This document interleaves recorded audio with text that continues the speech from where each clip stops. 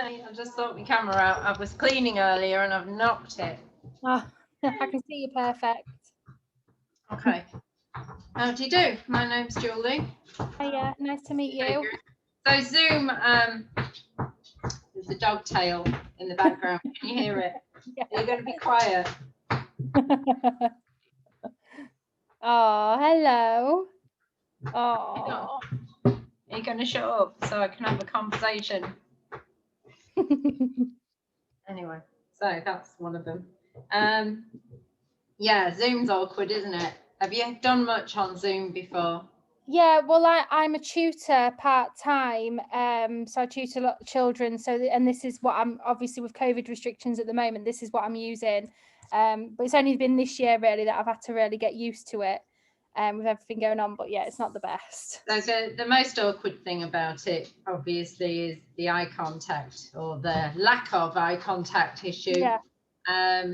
Obviously, when I'm focusing on what you're saying, I need to be looking at your face, and you're therefore you're looking at me to see what my feedback is on Yeah. your. Yeah, it's very surreal. Because I'm busy looking elsewhere. So as long as you're aware of that, and that if I'm looking away from you, it's either because I'm looking down here from my notes, or I'm looking over there, which is where your face is at the moment. That's fine. Don't worry, honestly. So you've got this boy, is it? Yes, a little boy. Little boy, 13 months old. What was he called again? Skipper. Skipper, 13 months. Is he still entire? Sorry, what's that? Has he still got his bits and pieces? No. They're gone. How old was he when they were taken off? Just under a year. And he's from Bahrain. He is, yeah. Do I get to see him? Is that too difficult? You can. He's very chilled out at the minute. Skipper. This is me. Me. Yeah, he's not long been in for a walk, and this is where he gets a bit sleepy, but he's just here. Hey. All right. So little boy, castrated about 11 months, 13 months now. So I've got a real quick note from Dawn about what your problem is, but I'd rather hear it from you, really. Yeah. So when we adopted him, we've not got much background information on him at all. He was left in a box at a rescue shelter, so we don't, and that was at about 2-3 months old. When we first got him, we didn't see really many signs of aggression at all. He was quite comfortable, and he settled. We was just in a flat, and myself and my partner were at home with him 24/7 because we was in full lockdown over there. The only time we ever really saw a lot of anxiousness was around other dogs, because there wasn't that many dogs that you'd see on walks. There was a lot of stray cats, a lot of stray dogs. So when he did see them, he was very anxious around them, and he would growl then. He was very nervous around new things. So seeing horses, there was a lot of horses over there. Being in the car, he didn't like that. And then since moving home, back to the UK, he's shown like a few signs of aggression with things that he's unsure about. So he fell quite poorly towards the end of last year, and we've worked it out. It was a dietary issue, so he's allergic to beef, and because of his sickness and poorly stomach and stuff, we was having to give him some medication, and it was through a syringe and a tablet, and he just wouldn't take it. So we was almost having to like force feed him the syringe, and that's when we started to notice quite a lot of aggression in those sort of situations, and it's just sort of built up from there. It's not often that he gets it, and it's like I said to Dawn on the phone, it's over as soon as it started. It's like a red mist has just sort of gone over him, and then he snaps out of it and is absolutely fine after that, like back to his normal happy self. And he does sometimes get, it's not all the time, but he can get lead aggression as well, more towards dogs that are slightly bigger, that he probably thinks are a threat. But yeah. But he's Okay. lovely. He's so lovely, and he loves people. He's such a people person. Like, he loves getting attention. He's got a very kind nature to him, but he's just that aggression. Okay, so he loves people. Yeah. Would he ever show aggression to people? The only time I've ever seen him sort of growl is when it was actually the other day, he was playing with a stick, and an old man was trying to play with him and went to pick him up, and he did growl. It wasn't anything nasty as such, but Went he was to letting him know. him up. Went to pick the stick up. All right, growl. Sorry, yeah. Okay. And when it was just before Christmas again, wasn't it? We was walking him on the beach at Cleethorpes, and Skipper was running alongside, because I've got a family dog, a Cocker Spaniel, who Skipper loves. So every now and again we'll try and get them out for walks, because Charlie, this Cocker, he's excellent. He's really good off his lead. So I want him to kind of learn these good habits. And they were playing lovely on the beach, and then Skipper met a little Jack Russell who was quite submissive. Skipper didn't Sorry, slow you down a bit. Any other Sorry. instance of aggression or signs of aggression with people? No, nothing other than us if he's in a situation. Yeah, so other than with us, it's never been anyone else. So, and with you, is it only when you're trying to give him medications, or what other situations? Medication, it's more with my partner than with myself. My partner's tried to get him in the bath the other week, and he growled and let him know that he didn't want to. I got him in, and then sometimes at night he can be a bit funny as well. If he's like, say if myself and my partner have been out doing whatever we've done, and we've not been at home, and then when we do come home, you can see he's very anxious.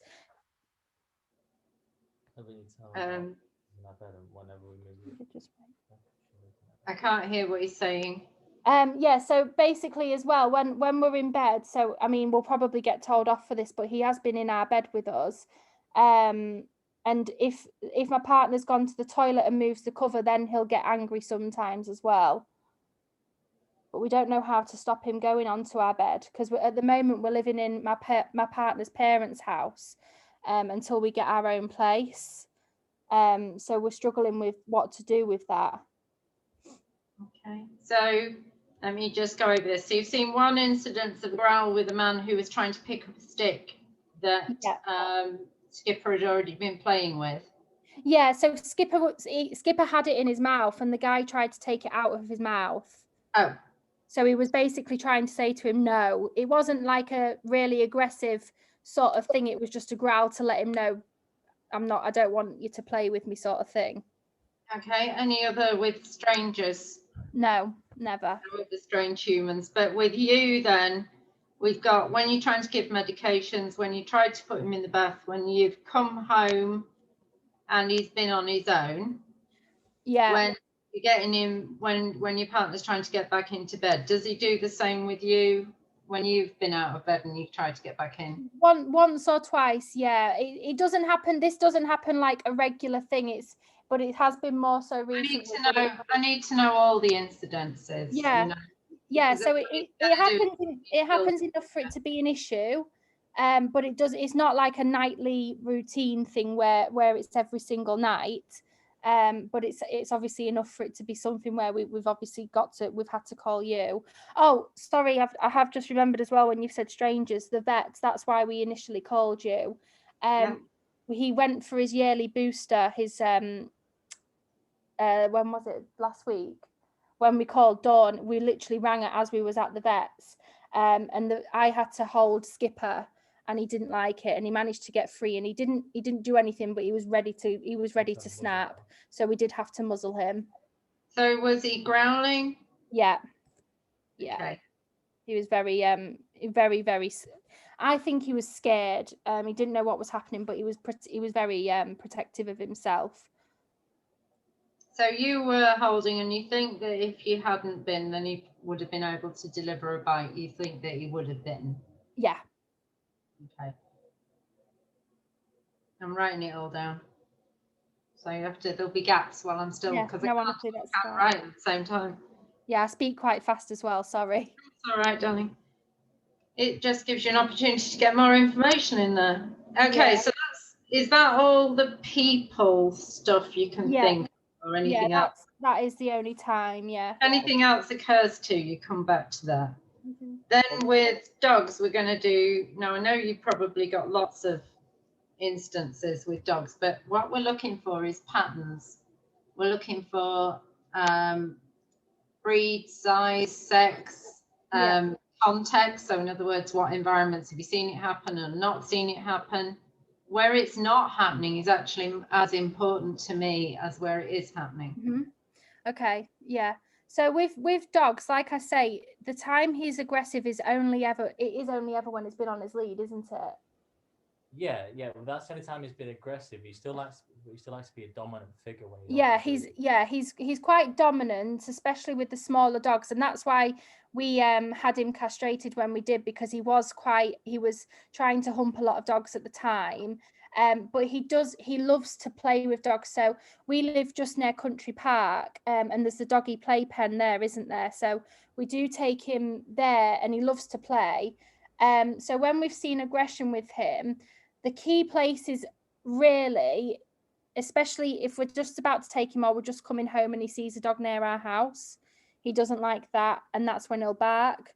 I've noticed a pattern with sort of boxer style dogs, so like English boxers and bulldogs.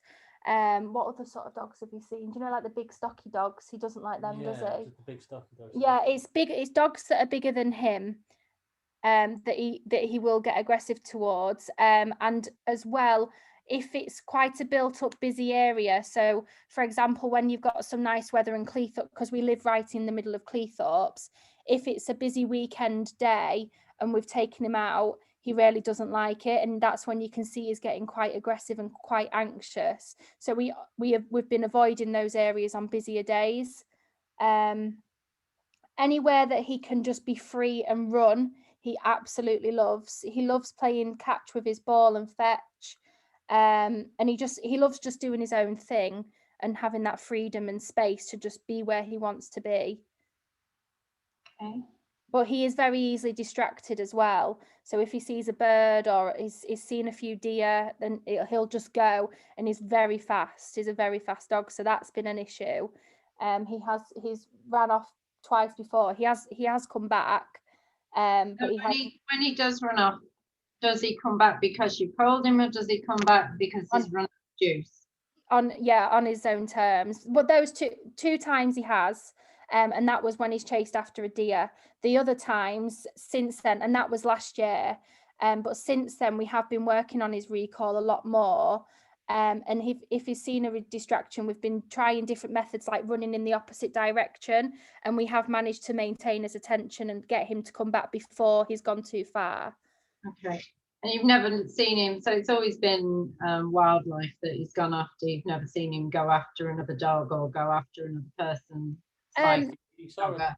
Yeah, if we was walking and he was off his lead and Yeah. he saw a dog, then he'd run over to the dog. Yeah, he would run over to the dog because he loves to play and he loves the chase. What sort of distance would he go? I don't. In all fairness, in my experience, I don't think there's a distance too far that if he saw the dog, he would go over and play. He's never ran off too far with us though. He's never been like with a dog. It's never been sort of out of eyesight where we can't see him. It's more the only time when he did run off with the two deers that he saw, he went into woodland areas, so that's when we couldn't see him. But he came back to where we sort of were and came back to where he knew we were. Okay. Yeah, but you've never seen him go after a cyclist or a jogger or? No, he avoids cyclists. He's scared of bikes. All right. Okay. Like he sort of cowers a little bit when they go past. Okay.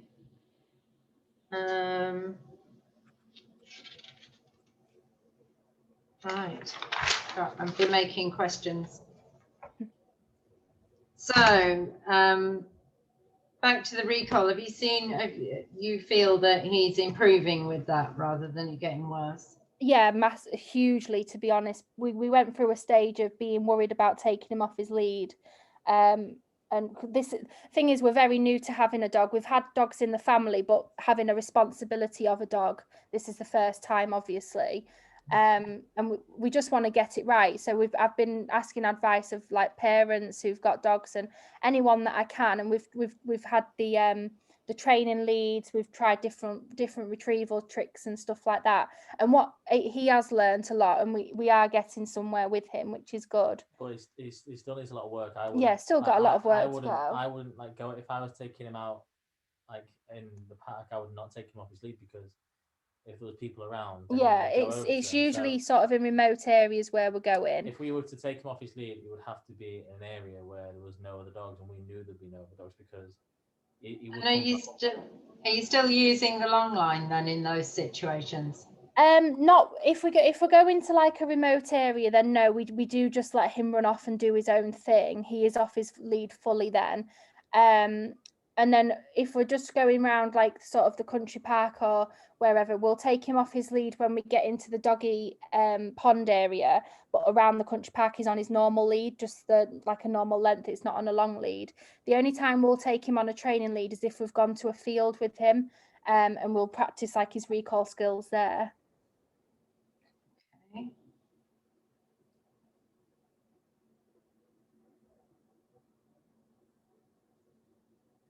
Okay, when you say loves fetch, is he bringing it all the way back to you?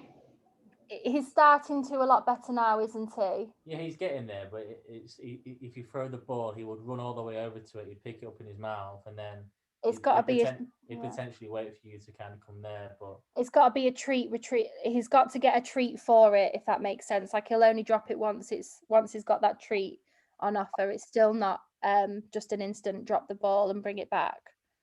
Okay.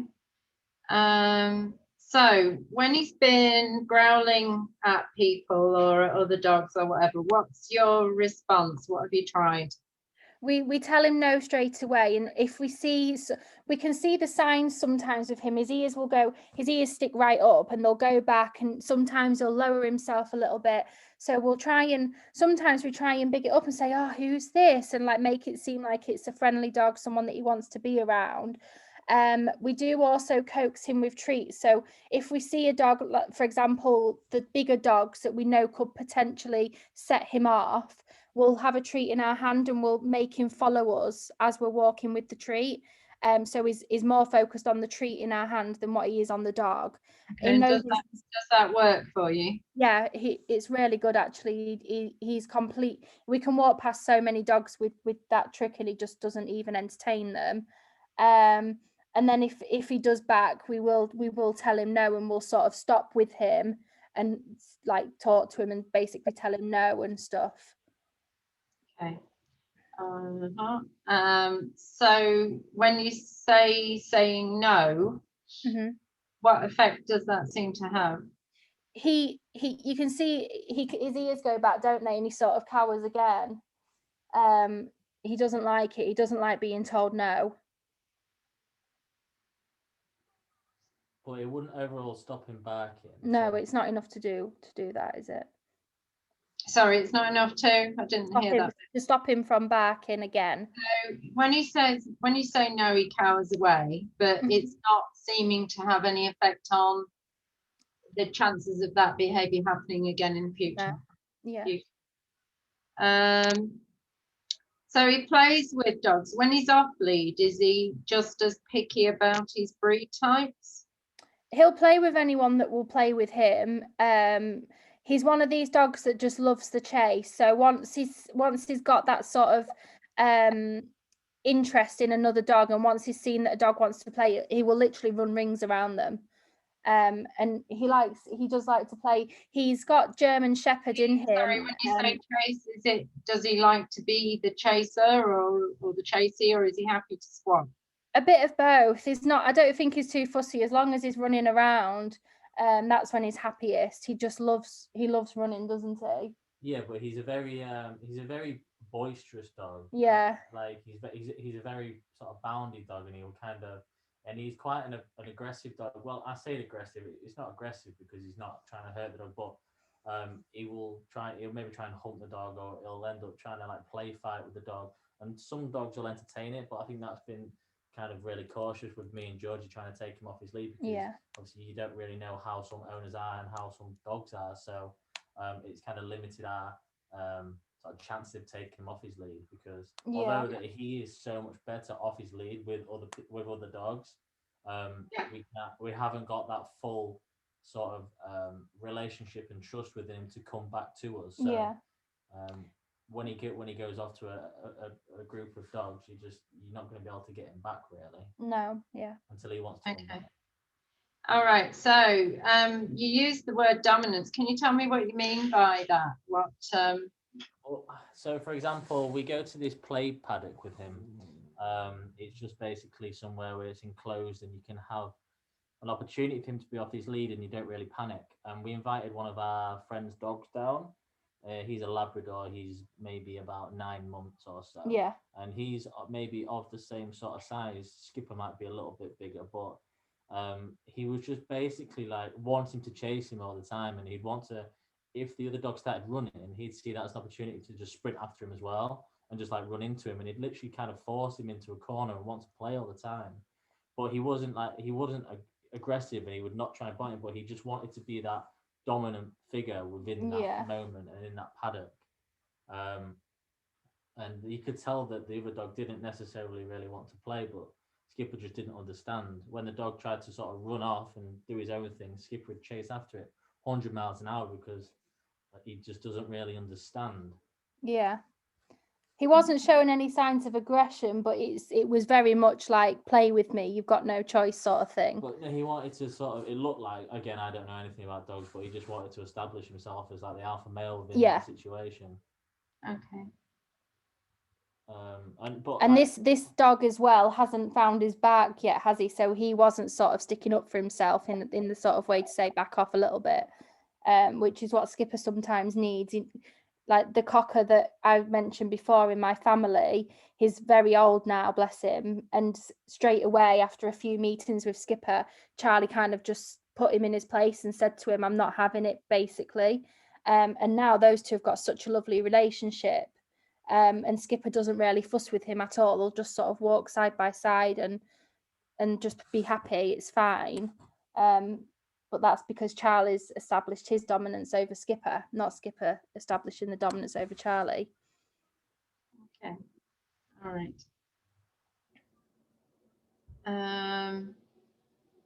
So you mentioned that you kind of looked a bit worried about what I was going to say about your dog being in bed with you. Can you tell me why you were worried about that? I just know that it's very much frowned upon, and I know that a lot of dog trainers out there say it's probably one of the worst things you could do. The issue for us was when we first got him, he was so anxious, and that was the way we sort of managed to build up the trust with him. He was so scared. When we first got him, he jumped out of our hands in the car and was underneath the car seat. He was very scared of being next to humans and the touch and the contact with them. When we did find him and in the shelter, he was in a tiny, tiny little cage covered in fleas. He wasn't in a very good way. He had a really bad stomach infection. So that was how, I mean, it's probably the worst thing we could have done, because that's how we tried to build up the trust with him. Okay. I'm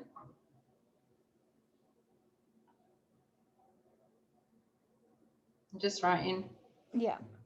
But for me, that was kind of the biggest worry and concern for me was this whole how he reacts to somebody moving the bed sheets, considering that we've kind of adopted him and taken him away from that, and we feed him all the time, and like we're kind of, I guess, his, I don't know, parents. Yeah. And when we're in that sort of laid in bed and he's at the bottom of the bed, like say, if I pulled the sheet just kind of up towards me, he would go absolutely mad. He would sort of basically start barking right in my face, and he wouldn't bite me, but he basically just gets really aggressive towards me, shows some sort of dominance, and it's just from moving some bed sheets. I'm literally no way near him. I'm just pulling some bit of, but because it's not what he wants. It was just a little bit concerning that, because again, where he's kind of mum and dad, and it's Yeah, not just that someone else. happened for the first time a few weeks ago, didn't it? Yeah, yeah, but It's never happened before, and that I mean, it wasn't long before when we called you when that would happened for the first time, and we couldn't believe that it had happened, and that's when we said, right, we need to start getting something done now. Okay. But we also it happened. So me and my partner, we both had COVID. So we've both gone back since moving back from Bahrain. We've both gone back to work, and Josh has gone back to college. And then we both had COVID. So we were both because we were at his parents' house. We were both self-isolating in our bedroom. So we was at home all day, every day with Skipper. We never ever left. And then after that, that's when he started, because we'd gone back to work. And I'm not saying that's the reason why he started doing that, but that's when it started, after we'd both gone back to work. So that, I don't know if that's interesting, whether that could be linked, but that's definitely when it started to occur. Okay. All right. I'm gonna have a quick think, because he's a complicated little person. So did you get any history at all, other No. than when you collected him at the rescue, he was in a tiny little cage on his own? Yeah, that's it. He was, Did you get any idea of how long he'd been in there on his own? he'd only been in about a month, if that. And how old was he when you got him? 3 months old. He was left in a box at the shelter before that. So you get the impression that he might have been 8 weeks old in a cage on his own.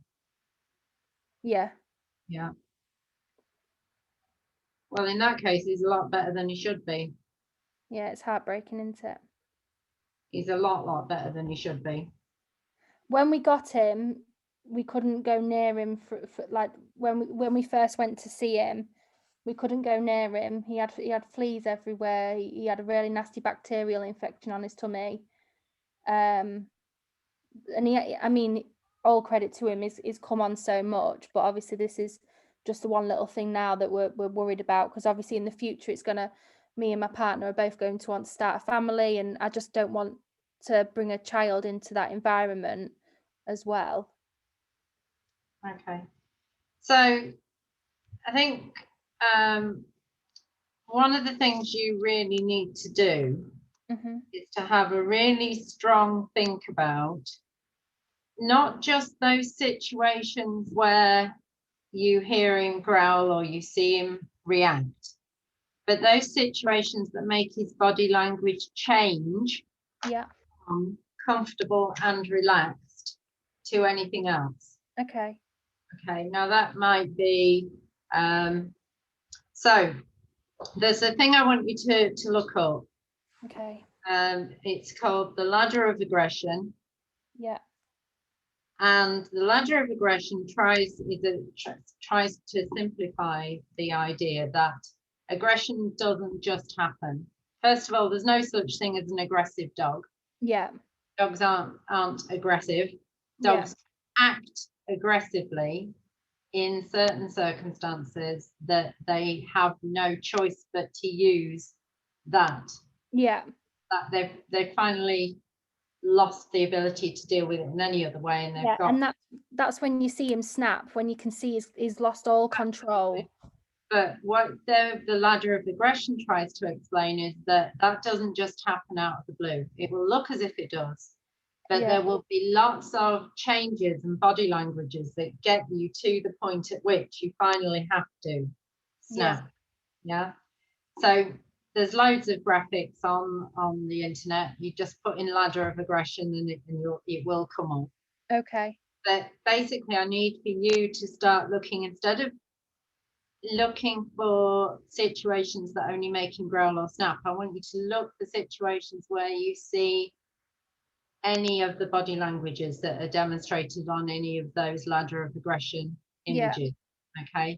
So that's looking away, that's licking the lips, it's lowering the ears, it's lowering the body, it's trying to move away. Okay. If you see any of those signs, then I want you to make a note of what was in the environment at the time that you saw that. Okay.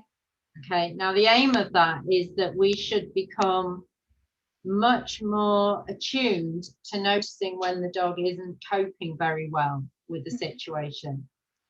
With the aim being that if we notice that they're not coping, either to help them to feel better about that situation, which is why you've booked several weeks with me, so we can talk about how to do that, or to help them to move away, to navigate out of that situation safely. Yeah. Okay. Now, with somebody at the moment where you're not sure of all of the potential contexts or all of the potential reasons, I think the first thing we need to talk about is management and safety. Okay. Okay. Because if a dog is as unsure of life as I think he probably is, looking at his face and hearing what you said, then that dog is at quite a significant risk of learning that aggression is effective. It's a way of getting out of those situations. And once they found out that aggression is effective, then that's where they're going to go. You know, Yeah.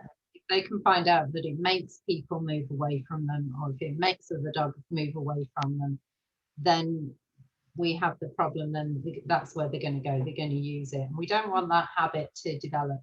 No. We also, because at the moment he's unpredictable, we have to think of safety constantly. You know, we're all on dodgy ground as dog owners because of the changes in the law, that if your dog makes somebody feel worried, then you might have broken the law. Okay, they don't have to bite somebody. They just have to make them feel worried. And if you've got a dog who has already started to growl, then it's unlikely yet, but you know what this legitimate society is like. Somebody might decide to label your dog as worrying them and put a note out about it. It hasn't happened to my mind yet that anybody just with a dog who's giving warning growls has got into trouble with the law, but I don't think you want to be the test subject for that either. Absolutely not. Okay, so in order to keep him safe, what I would suggest is that in any situation where you are not absolutely 100% that you can keep him with you and that he won't go and do his own thing, then I would have him on the long line. Okay. So obviously, if you've got safe fenced areas, and there are some really good safe fenced paddocks that you can hire nowadays, and it's quite a few actually opening up locally, so that, you know, there's a lot of good choices. Then if you're not in that kind of situation, I would say for every other situation, it would be a long line situation. Okay. Now, that a lot of people don't like using them, and I think the main reason people don't like using them is they've never been taught how to use them properly. So I think one of the things that we would definitely be doing is teaching you how to long line effectively. Okay. The other thing that I would strongly recommend, and I teach all of my dogs, is how to wear a muzzle happily, how to choose to wear a muzzle happily. That's so that if he did, and I know it always feels horrible and it feels like I don't want to do that, but actually, if he were to find out that aggression was effective, then he could ramp it up. And or in the vets, for example, where you're worried that he might bite and you think he might actually go to that extent, then the muzzle can make you feel more confident and act confidently in that situation. It also absolutely prevents significant injury to the vet, you know. So I think of all of the things that we need to discuss before you go today, the one thing, if you think it's a good idea, the one thing I'd like to introduce you to is how to train your dog to like a muzzle.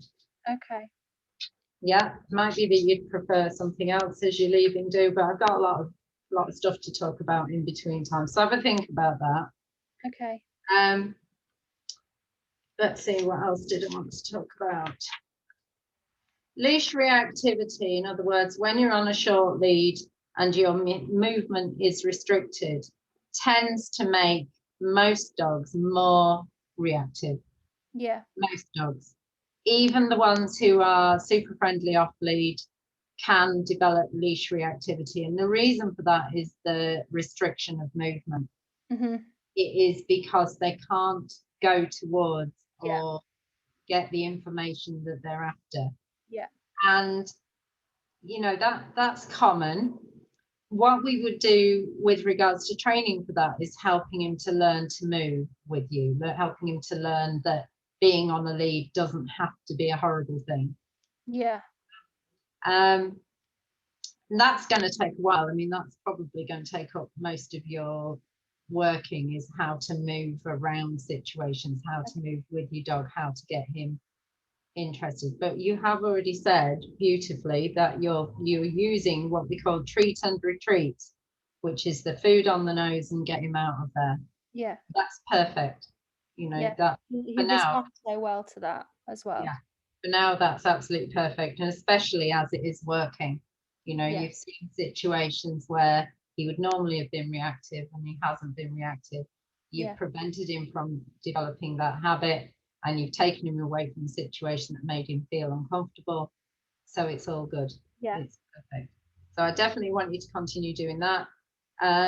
It is possible to do that quite happily with the muzzle on, and I'll show you that because I've got a girl here who loves demonstrating muzzle training. Okay. For the fetch, have you tried the 2-ball technique? No. All right, so you have, I'm assuming it's balls that he's chasing after Yeah. to back. Yeah. You have 2 identical balls, Okay.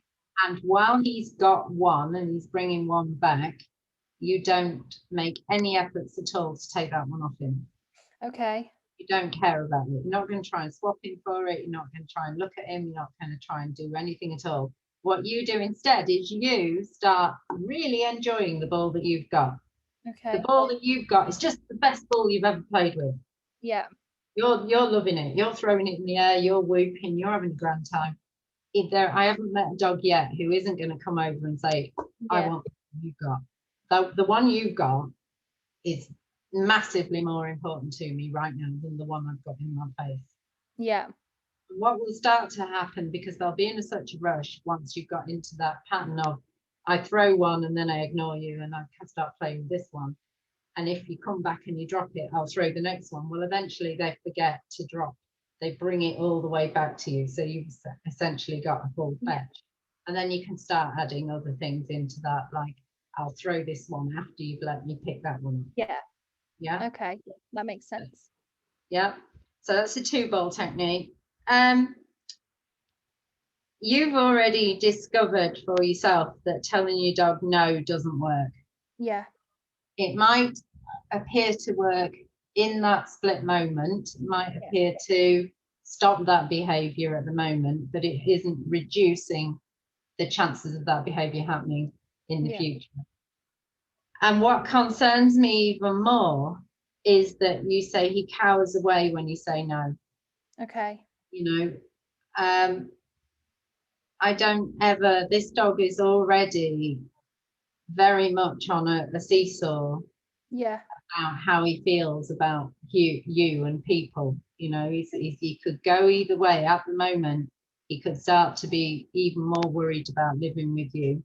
Mm-hmm. And I wouldn't want to be doing stuff that scared him or made him wonder about my relationship with him. Yeah. Yeah.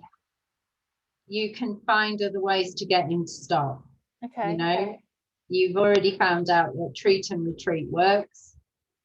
Yeah. Mm-hmm. So you treats on the nose and using the nose to lure him away from the situation. Hopefully, once you've had a real good look at the ladder of aggression, you'll start to predict when he's already starting to feel uncomfortable and he's getting to the point where he might have to react. Mm-hmm. We call that the threshold for aggression. Yeah. So when you look at the ladder of aggression, it goes in colours. So it's green at the bottom when the dog's nice and comfortable and he's coping and his life's fine. Yeah. Goes to orange in the middle where actually things are starting to get a bit dodgy. I'm not sure I know what to do. I'm feeling a bit uncomfortable. We don't want him to get any further into that orange zone. We want to try and keep him in the green so that Yeah. he doesn't have to go to the red zone where he Okay. feels that he's got to react. Okay. So hopefully that, as you start to really get to know him better and you start to really read his body language better, that Yeah. will start to come clearer. With dogs, what it sounds like it sounds like he's stuck in puppy play mode. So if he were taken away from his litter at about 8 weeks, and we hoped that he had a litter before he was taken away, he might not have even had that.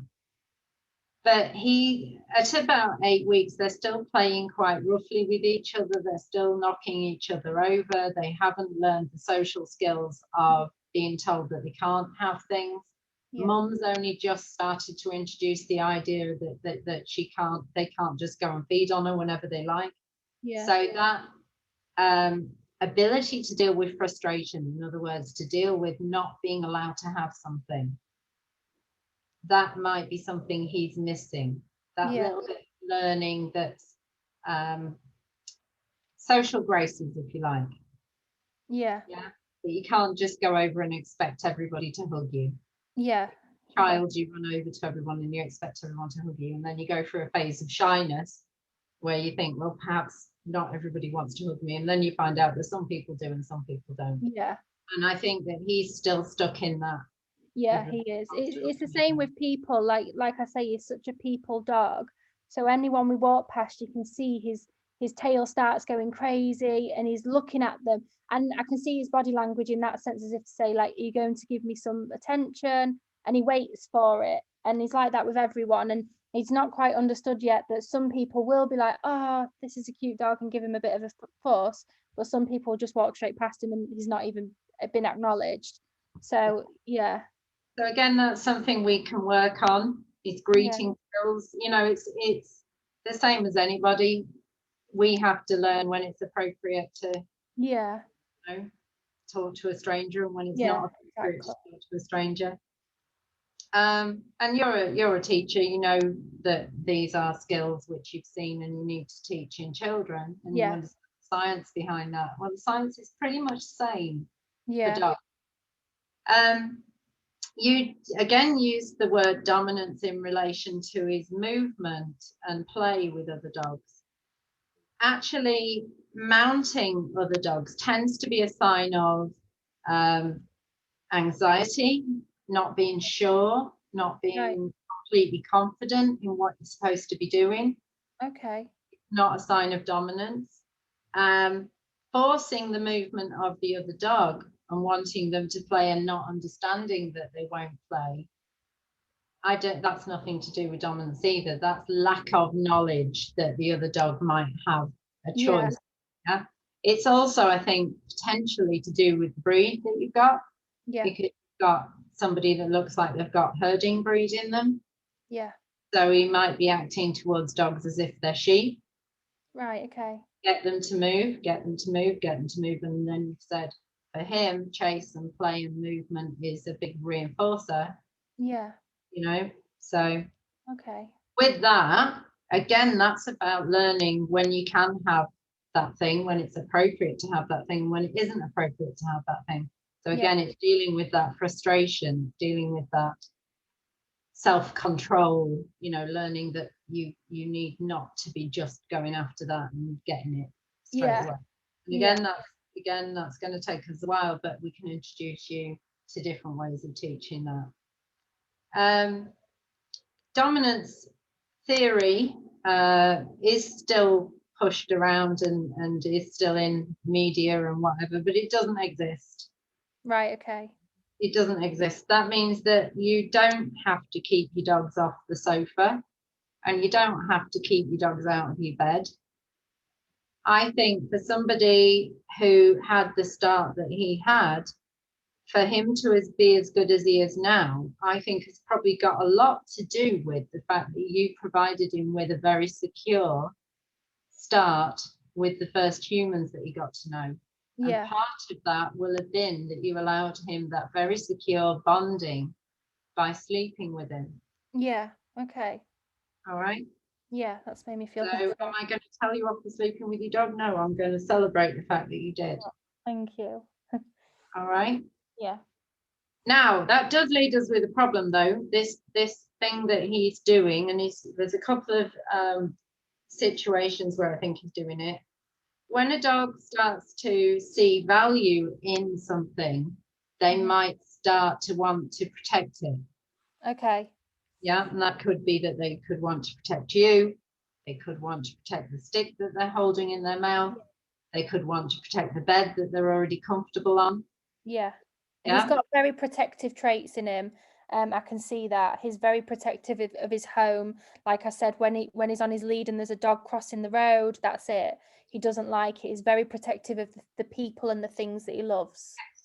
Now that is kind of natural if you think about it. It's one of the Yeah. reasons why we moved in with them, you know. Yeah. We were cave people. We wanted our dog to alert us to strangers or to predators and keep Yeah. us safe. So that's part of their nature.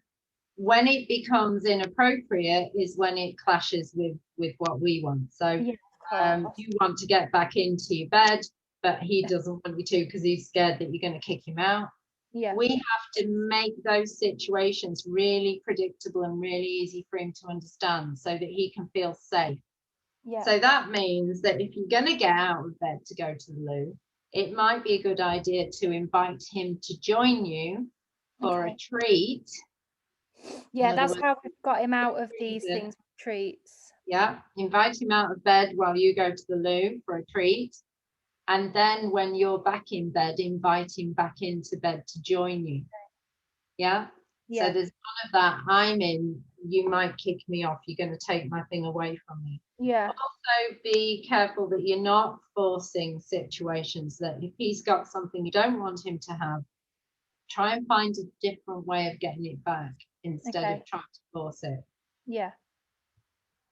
I also think he's got sensitivity about head and face being touched, and ears probably as well, looking at those. Yeah. And that would explain the medication issue, the fact that he had a problem with that. Yeah. And also self-protection, that it's about feeling insecure, you know. Yeah. You haven't got a really strong relationship and trust between you and another person, then there's certain things they're going to do that are going to really knock that trust even more. Yeah. Yeah, I get that. All right, so and if we have time in the weeks that we have come into us, then we could maybe have a word about teaching him to want those kinds of interactions that you require Yeah. for medical Well, training. when I spoke to the lady on the phone when we called her, we talked about putting his harness on. And we was very naive and we thought that he liked the game of getting the harness on so he'd run around, and she said I'm going to flip that completely on his head and say he does it because he's anxious. And we'd never looked at it like that before, and it is a harness that you have to put over his head. So now we've introduced a different, not his walking treat, a different kind of treat. So when we put it on, before we put it on, he smells the treat, then we put it on, then he gets the treat. And it has actually worked, hasn't it? He's getting a lot better at that. But I never looked at it that way and saw it as it being anxiousness. So now obviously I'm a lot more understanding of it, and we're trying to work with him and find a way of helping him with that. Good. All right, next thing then, the growl. Yeah. It's a good thing. Okay. The growl's a good thing. We want that growl. We don't want to get rid of that growl. Right, okay. That growl tells us that he's getting to the top of the ladder. Right. Where can he go? Where has he got to go? Yeah. If we don't help him to come out of that situation and feel safer, he's only got one place to go emotionally, which is higher and more intense, which for a dog has to be a bite, Yeah. right? So never ever punish the growl, never get grumpy with the growl, never tell the growl off. Say, thank you for letting me know. What can I do? What can I do to make you feel safer? How can I get you out of this situation? Yeah. So the growl is a good thing. Don't get rid of it. Okay. That's hard to kind of think about, because socially, when we're being judged by other people who don't know dogs so well, then they're going to hear a growl and going to think, oh, what a horrible dog. Yeah. Well, here's the point. I want you to really listen. Those people that you feel are judging you, the chances are you're probably never going to see them again anyway. Yeah. And it doesn't matter what they think. Yeah. What matters is your relationship and your friendship with your dog. Yeah. Okay. So blank them, put your blinkers on. Yeah. Yeah, my dog is growling at you. I need to help my dog. Whatever they're saying, doesn't matter. Okay. Don't take advice from anybody that's going to tell you to punish it No. Yeah. at all. You know, don't watch TV programs that tell you to punish it. No. It's not, it's just going to make it worse. Yeah. So I think what happened, what you've seen from everything, looking at his little face and reading everything that I've read, I think what's happened is he's finally found some fantastic humans who've have done a good job of bonding with him. Yeah. And then two things have happened. Adolescence, which messes with your brain, big style. It makes you more sensitive emotionally. It makes you less capable of thinking and making decent connections between thoughts. Yeah. Same as it does with an adolescent human. That happened at the same time as he was having a medical issue. Yeah. Which would have involved pain. Yeah. Pain affects emotions. It makes you feel grumpy.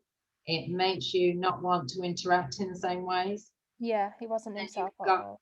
handling, which he hadn't got good skills for before, and became a situation where these people that he trusted and he had a good relationship with were doing things that he couldn't understand and were scaring him. We were the threat, weren't we?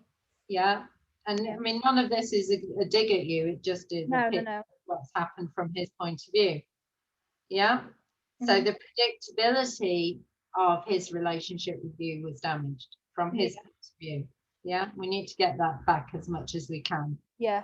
So that means keeping safe patterns of behavior where things are predictable from his point of view.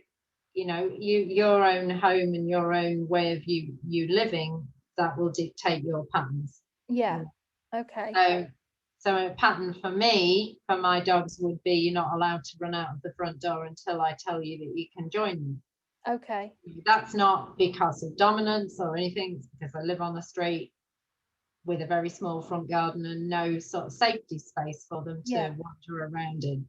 So you make your own patterns. You look at your own life and think, how can I organize his life that fits into my life and then keep it as predictable as possible for him? Yeah. Okay. Yeah. Ooh, what else? Expectations then is the next thing. Dogs are only ever cognitively, they're only ever going to be the equivalent of a 3 to 5 year old child. Yeah. Okay, that means that expecting them to make higher decisions it's not fair. It's not fair for them. So you sort of, your partner said, husband, whichever. He said he should know by now that we feed him and we're lovely and whatever. Yeah. Yeah. He's not going to know that. He's not going to know that because things have changed, haven't they? You were doing things to him he wasn't sure about. He's changed internally. Yeah. He's changed emotionally. Yeah. His life's been really unpredictable up until now as well, hasn't it? He came from where he came from. He's been on a flight home. We obviously weren't there. then we've had COVID, so 1 minute we're at home, the next minute we're working full time. So he's not had a patch of maybe like 4 or 5 months of a stretch until we was in Bahrain, where he's just been knowing what's going on and in that routine. Hopefully things will be better now with COVID restrictions sort of lifting a lot more, and I'm back at work full time and things, but it's been hard to establish a sort of a routine, and I know how important that is, because it's just been, we've not got a routine. It's so backwards and forwards at the minute. What age of kids do you train? Is that the third? So Right. I'm for the full spectrum, so I go from 4 to 5 all the way through to like 11. All right. So I mean, beautiful. I think you've done a really good job so far. Okay, thank Say you. that up front. I can understand, and hopefully now you can understand why you're seeing some of the things that you're seeing with him. Yeah, Have half an idea of what you're going to do yeah, about it. I do. Obviously, we've got a lot of stuff to cover. Yeah, What I want you to do, whenever you see him doing something you don't like, I want you to think to yourself, how would I handle this if this was a 3-year-old child? okay. Yeah, I don't want you to see dog. I want you to see child who has little comprehension of your internal needs. They don't understand why it's important that you don't cross the road right now. Okay. They don't know that there's a car coming. They've got no idea about that. They don't know why you don't want them to approach that dog who looks like it might be old, or Yeah, yeah, so think about how you would do it with a 3-year-old child. You would okay. engage them with something else, so you distract them, if you like, from that thing that they were looking at. Yeah, You get them engaged and having fun doing something else instead of focusing and worrying yeah, about the thing that they wanted. If they did something you didn't like, you would redirect them in the same sort of way so that they yeah, were doing something you preferred. You wouldn't get angry or hit them or shout at them or tell them no, no, no. There is a difference to my mind between saying, oh, that's not going to work. Yeah. But it's kind of, the voice goes up, oh, yeah, on yeah, this way instead, as opposed to no. yeah. What It's did more I of a do? scare thing. Yeah, yeah. So Okay. one's kind of a, oh, come and do this instead. And the other one is, no, you're not doing that. It doesn't actually give any information as to what you should be doing instead. Okay, yeah, It leaves your dog feeling uncomfortable and lost again. yeah, that makes sense. Yeah. Yeah, All right. Do you want to have a look at muzzle training? yeah, yeah. Will you wear one? That's the thing. It's obviously it's the last thing in the world that I'd want to put on him, but if it's going to help, then that's what we've got to Well, do. I'm not going to force you, because, and the other thing is, if I go through, training you and teaching you how to do it, and then I've wasted my time as well if you're not Yeah, actually doing it. yeah. Do you think I it's would something that say, he would need? with what you've said so far at the moment, I think, as I say, he's on a balance board as to which way he's going to go. Mhm. And I have to tell you, if you do it right, your dog can learn to love the muzzle, Yeah, love it, and want it. okay. So the only thing then is how we think people are going to view our dog. Yeah, And if people viewing our dog as potentially dangerous keeps that person further away, then that might actually make the dog feel more comfortable. yeah, that's very true. Okay. Does that make sense? Yeah. So with a muzzle then, would that be once he's got it, is that it then for the rest of his doggy life? Would he be Well, you've already said, and you are going to be, your homework is to go away and go and use the ladder of aggression to make a real picture of situations, context, and remember that context that have happened and already gone yeah, could be affecting that behavior. So a good example with us is, if you've just had a near miss in the car, you've just nearly crashed, do you just go, oh, that's over, and you carry on? Or do you carry on yeah, responding, reacting to it physically, and then mentally, even for several days afterwards? So where you see, hi babe, where you see your dog reacting that's maybe a little bit out of picture normally, their normal picture, their normal reactions. You have a think around that behavior, what happened in the last 5 minutes before or the 10 minutes before, or even if he's in pain, that can affect him, you know, Yeah. 3-4 days, even up to months afterwards. So has he eaten something? Do you think he's got hold of any beef? Could his belly be sore? Yeah. Is he thinking that my belly's sore and that might make them start doing that horrible thing to me again? Yeah, feeling a bit more vulnerable sort of thing. Yeah. Yeah. Yeah. Okay. So once you've got all of that in place, what you might then be able to do is say to yourself, well, he's fine in all of these contexts, but today I know I have to take him to the vet. So today is a muzzle day. Okay. Or today I know I have to have family round for a big party. Do you remember those parties? Just about. And that might be too much for him to handle. So for safety's sake, I'm going to put the muzzle on. Yeah. Does that make sense? Yeah, I mean, we're still obviously learning, but there are days even now where we've woken up and we've said it's going to be one of them days today where we can see he's a bit grouchy, a bit grumpy, and we've gone on the walk almost prepared and ready to know that he's not going to be in the best mood. So luckily we are seeing a few signs already, but obviously with the knowledge of the ladder of aggression as well that we'll obviously read up on, hopefully we'll start to notice things and be able to stop them in these tracks when they happen more spontaneously, if that makes sense. Yeah. Okay, well, I've got to go dig in the car. Okay. That's where the muzzle is. And while I'm there, I might leave these lot to entertain. Ah, perfect. Listen, no, you can't jump on me doing your pants. Can you stay there? Just stay there.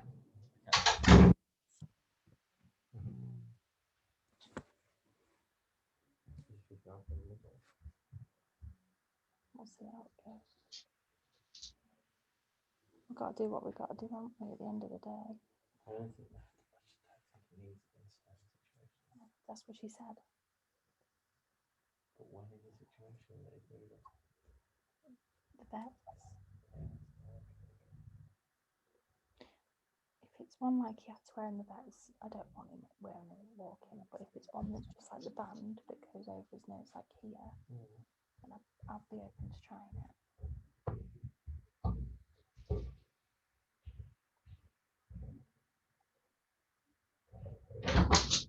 You should. Mm-hmm. Can you go out? Can you go out? Okay. So, what I want you to look at, I've got it hidden under my jumper at the minute. What I want you to look at is her face when she sees it. Okay. Oh. This muzzle, this one. Okay. Good girl. Oh. I'm that way so they can see. Okay, who's putting the muzzle on? She is. Yeah? Yeah. She's putting the muzzle on. Does she hate it? No. Okay. Good girl. Yeah. Yeah. Yeah. Oh, you dropped it. Monkey here. Yeah. You dropped it. Yeah, look. Don't turn your head, otherwise it falls out the side. You dropped one. Let's get it. It's got a this particular style has got a thing underneath to stop her from picking things up. All right. Okay. Get out. Come here. So it makes it a little bit more awkward to deliver the food. Yeah. Right, so how do you start it? Well, you start it, you don't have to buy the muzzle to begin with. Okay.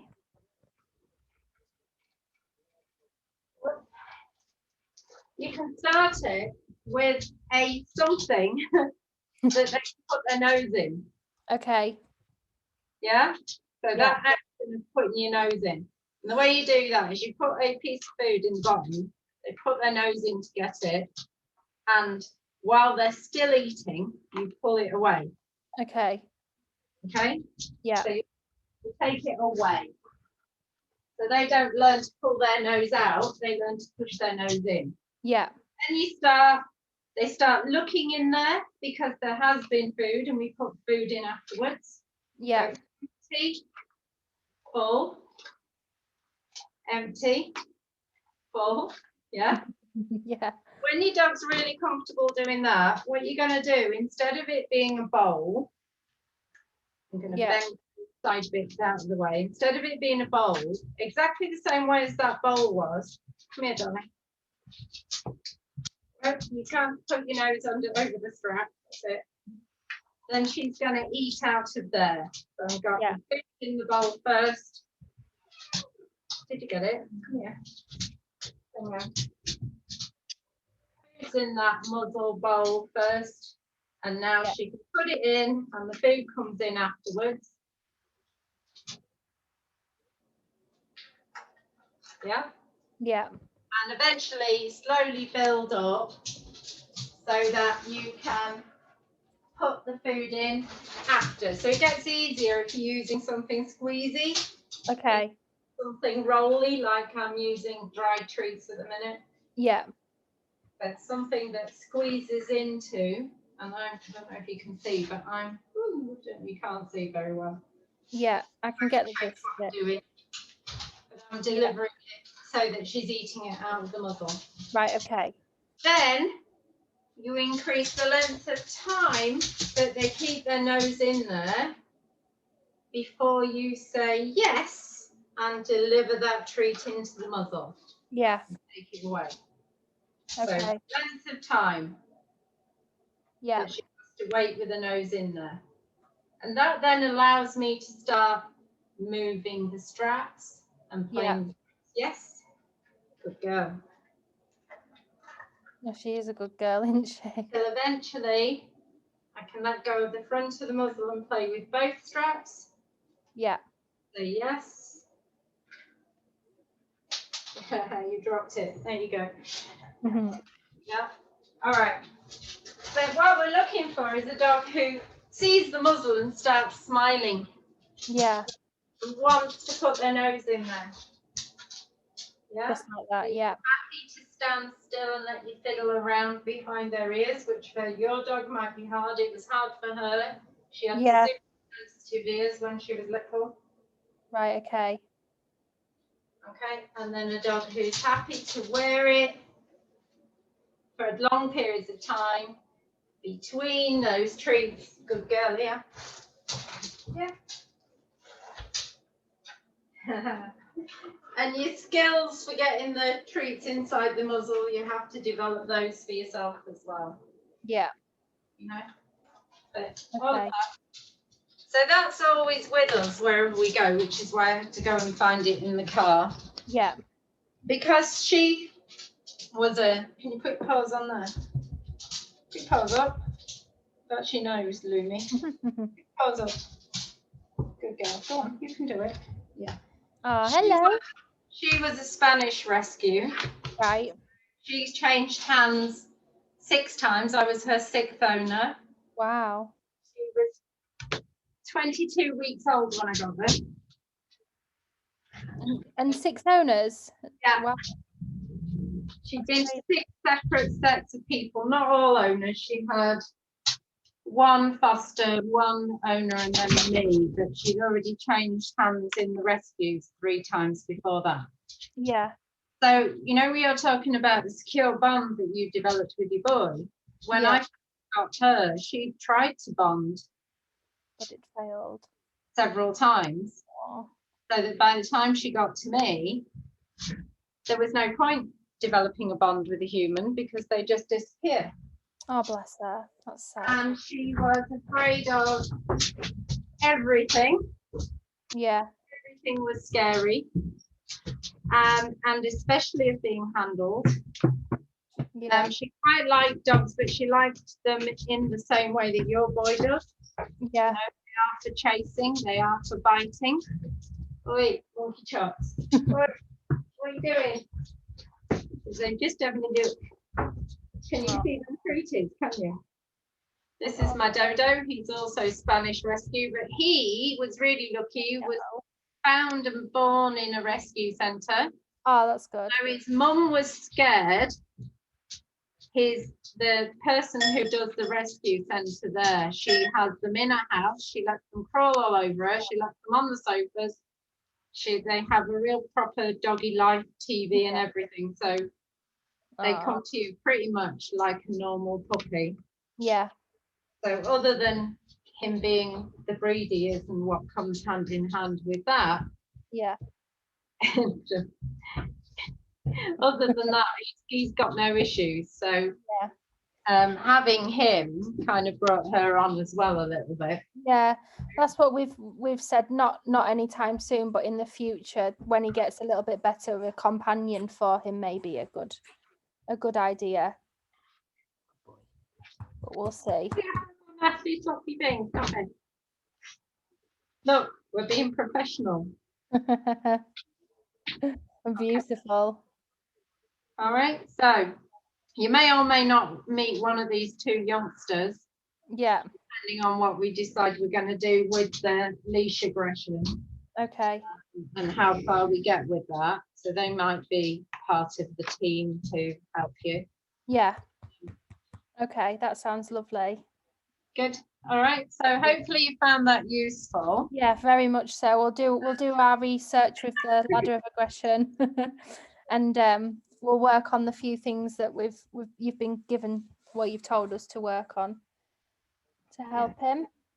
All right, darling. But Yeah, don't very worry much. about having him on the bed. Just help him to understand that it's not appropriate to get onto that bed before Daddy does. Okay. Do that by making getting off the bed and following you a worthwhile thing to do. Yeah. You know? Yeah. And that you can teach them to get on the bed when you invite them. Okay. Yeah, we will do. Rather than letting them. So teach on and off. Yeah. Basically. Yeah. Okay, we will. Yeah. Perfect. All right. Yeah. Any other questions or? No, I'm just excited to get started properly now, face to face, and meet you and start it. I think it's next month, isn't it, that we start properly? So we've got a long month to get him ready to a degree, and hopefully by then we'll start to see a bit of improvement. All right. So you do get a copy of this video. Yeah. As part of your package. I'll send you a link. I just need to make sure I've got details to be able to do that. Yeah. What email address should I send your? It's Georgie Lamb, so GeorgieLamb, and then the number 5, and it's at outlook.com.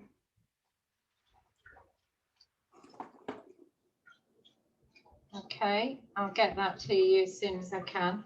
Okay. All right. Perfect. Thank you very much. Nice to meet you. Great to meet you as well. Thank you. Bye. Bye.